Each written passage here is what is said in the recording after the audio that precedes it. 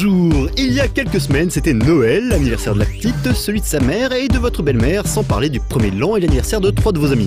Mais alors que faire durant vos heures supplémentaires? Bienvenue dans Temps perdu. Ça y est, on y est. C'est 2012. Faut dire qu'on l'aura attendu longtemps celle-là.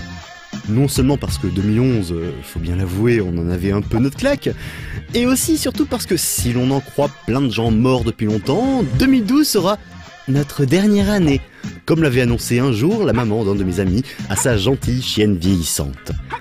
Que voulez-vous, on a tous nos traumatismes. Quoi qu'il en soit, entre des Mayas qui finalement n'ont pas dit grand-chose et un Nostradamus à qui l'on fait dire plein de trucs, demain, enfin dans quelques mois, c'est la fin du monde. Sans oublier les diverses élections, mais bon. Alors pour s'y préparer, voici quelques axes possibles de fin du monde. Bon, déjà, il y a le syndrome planète des singes. Oui, les singes vont devenir trop malins et nous rabaisser notre caquet parce qu'après tout, eux, ils ont des poils. Nous aussi, me direz-vous, mais moins. Et ils seront tellement malins qu'ils auront un canon à clones avec lequel, ils se cloneront et ainsi ils pourront attraper des tasses de café au lait avec une étoile dessus. Trop fun!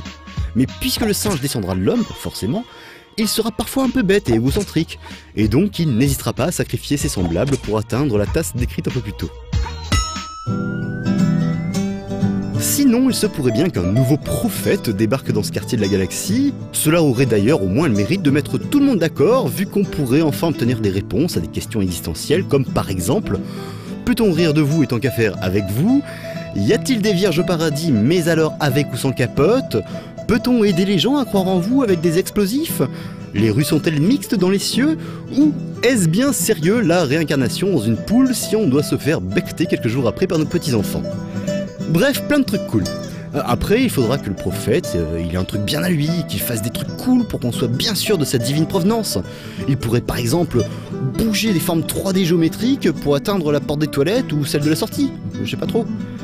Comme ça, on pourra lui dire: ouais mec, t'es trop ouvert du top, t'as pas une PS5 ou une Xbox 1080 sous la main aussi? Et là, ça sera l'apocalypse, parce qu'il faut quand même pas déconner. Sinon, il y a la fin du monde version nature aussi. Mais plus fun que la fonte des glaces ou un congélateur géant, hein.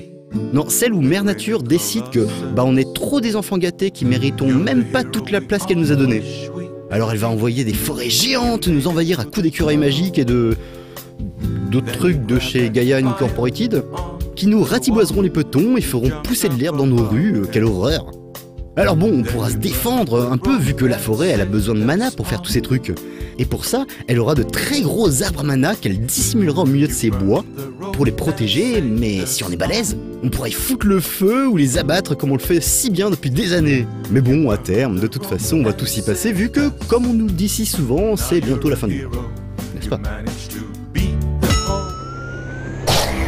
Après, enfin, ensuite, puis, et pour conclure, ça pourrait être aussi des monstres indescriptibles, des dieux anciens ou n'importe quoi d'autre avec des tentacules. D'ailleurs, depuis le temps qu'il attend, ça pourrait bien être 2012 que Cthulhu, excusez la prononciation, choisira pour faire son comeback dans notre monde.